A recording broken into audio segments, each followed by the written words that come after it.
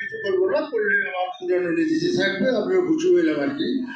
তো এখন মাহমুল্লাহ কি বলবো, আমাকে আসলে ওই অনেক সময় আমি রিস্ক ফ্যাক্টর, যে জন্য আমাকে অনেকের আলোচনায় ডাকে না। এই যে এখনো টাকার মূর্তি কত শর্ত দিয়ে দিল,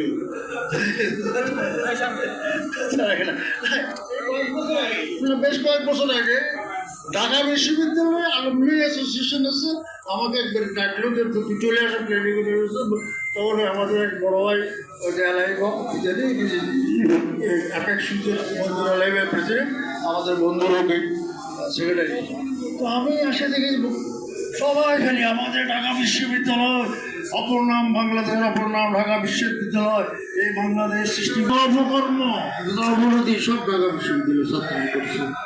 সব ওখান থেকে ফাঁস করে যায়, সেক্রেটারি বসে বসে 2 নম্বরই কাজ করেছে আর দেশটা শেষ করেছে।